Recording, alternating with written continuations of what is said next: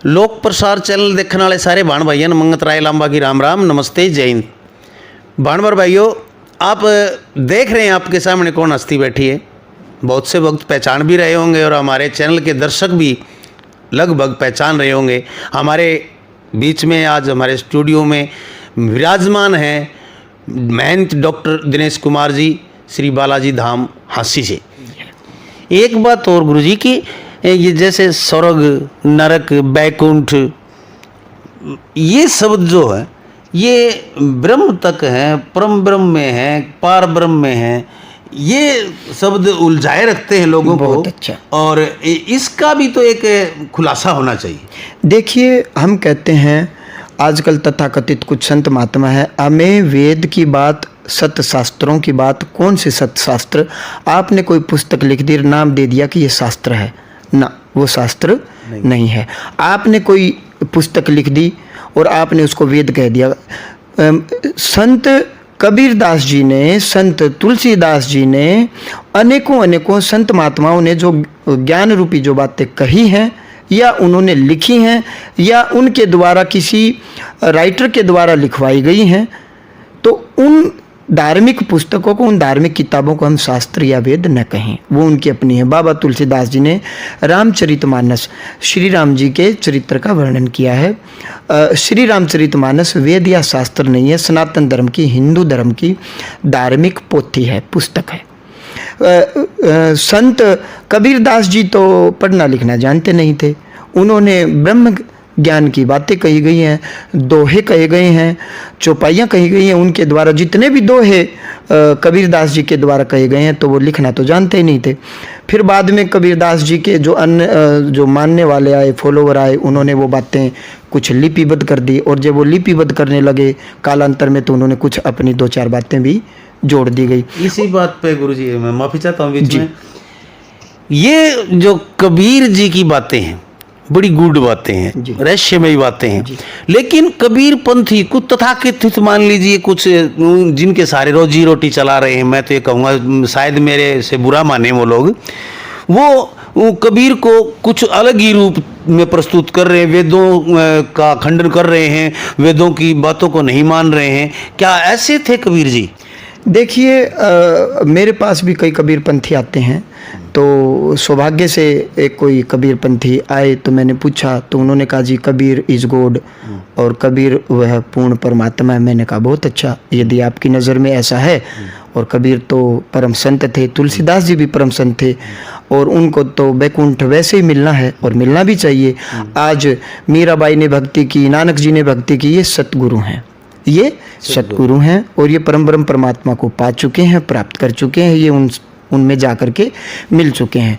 और बाबा कबीर ने जो भी बातें कही, वो गूढ़ ज्ञान की बातें कही हैं, और कैसे कक्का, बैसे बब्बा, रैसे रब्बा, अब्बा डब्बा चब्बा, ये कौन है? ये वो मूर्ख लोग हैं, अज्ञानी लोग हैं, जो ब्रह्मा विष्णु में इसको कहते हैं कि कुछ नहीं है, और कबीर ने ही ये नदी, तालाब, पहाड़, पर्वत बनाए। देखिए, किसी भी वेद में कबीर का नाम नहीं है, न गीता जी में कबीर का नाम है। इन मूर्खों को ये नहीं पता 11 जमा 33 44 अक्षर हिंदी में आप वर्णमाला में आप पढ़ेंगे, आ ई ई 11 जमा 33 44 ही होते हैं।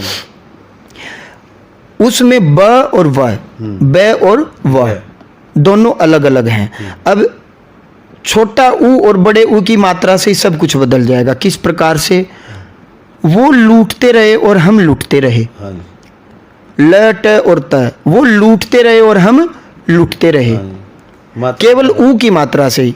अब ये मूर्ख जहां कवि है, संस्कृत, हिंदी नहीं, हालांकि संस्कृत और हिंदी की लिपि देवनागरी ही है, परंतु कवि है, कवि के आगे दो मात्रा है, उसको भी कबीर बना दिया, जिसमें वह कवि छोटी ई की मात्रा और वह ब भी नहीं, और इधर कबीर जी का नाम कबीर है, कबीर नहीं है, और उसमें भी बड़ी ई की मात्रा कबीर, कबीर छोटी ई की मात्रा भी नहीं है, कबीर बड़ी। हाँ, इन मूर्खों ने कवि, अब मेरा नाम दिनेश है, आप वेद रखें मेरे पास, वेद में दिनेश शब्द है, रवि शब्द है, तो इसका मतलब तो मैं भी परम ब्रह्म परमात्मा हूँ, मेरा नाम भी वेद में है, किसी और का नाम भी मिल जाएगा वेद में।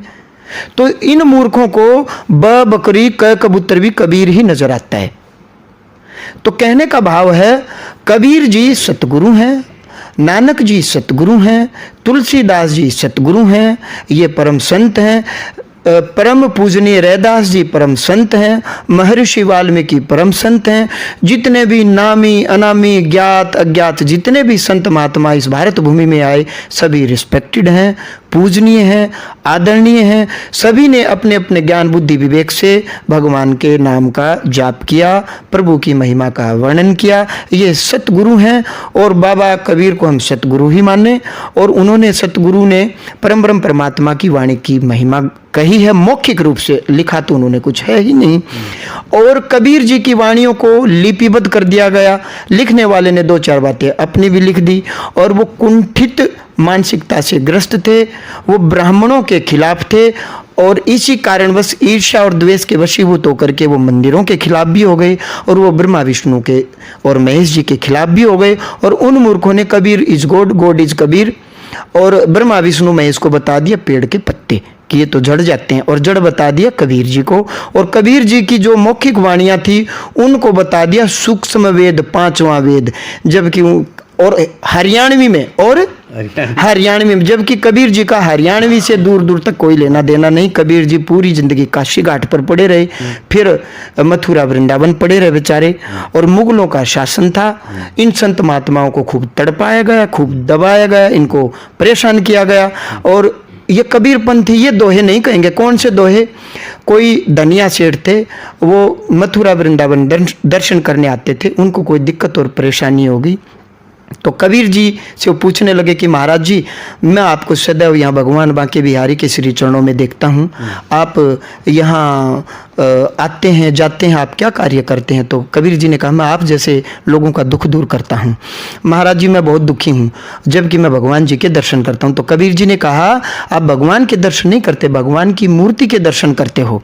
इसी बात को उन कबीर पंथियों ने अलग से ले लिया। उन्होंने कहा, जी मैं समझा नहीं, तू इसमें भगवान नहीं देखता, तू ये मानता कि ये भगवान की मूर्ति है और मैं इसमें भगवान देखता हूँ बांके बिहारी में। तब कबीर जी से उसने और ज्ञान विज्ञान की जब चर्चा, खूब गहरी चर्चा हुई, तो कबीर जी से जब पूछने लगा कि जी मेरे को सत्य भक्ति और सत्य मार्ग का रास्ता दिखाओ, मुझे तो आप बिल्कुल सच्चे संत और भक्त लग रहे हो। तब कबीर जी ने क्या कहा, कबीरा कबीरा काहे कहे जा जमुना के तीर, इक इक गोपियन के प्रेम में बह गए कोटि कबीर। बावले आदमी, पागल आदमी, तू कबीरा कबीरा क्यों कह रहा है? तू देख वृंदावन की छटा, तू जा जमुना के तीर पर कितने परम संत और महात्मा भगवान के श्री चरणों को याद करके अश्रु धारा बहा रहे हैं। मेरे जैसे तो करोड़ों करोड़ों कबीर भगवान के प्रेम रूपी आंसुओं में, संत के प्रेम रूपी आंसुओं में बह गई। ये दोहा कबीरपंथी कभी भी नहीं कहेंगे, क्योंकि इनके ढोल की पोल खुल जाएगी। तो बाबा तुलसीदास जी ने, बाबा कबीरदास जी ने, जितने भी अनेकों अनेकों संत महात्मा हुए हैं, हमें इनको तत्व से जानना चाहिए। परंतु आज लोग कुछ भी बोलते हैं, देवी देवताओं के खिलाफ बोलते हैं, वेदों के खिलाफ बोलते हैं और जितने भी मंदिरों के खिलाफ बोलते हैं। ये किसी छोटी मानसिकता के शिकार हो चुके, ये कुंठित हो चुके।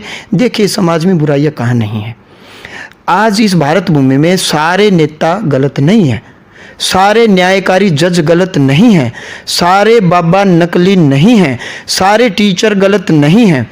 असली हैं, असली के बीच में नकली चलते हैं, ये मैं कहूँगा। सारे आप रिपोर्टर हो सारे, और लोग आजकल आपको पता, तथाकथित कुछ लोगों का मानना कि सारी मीडिया एक नेता की गुलाम हो चुकी।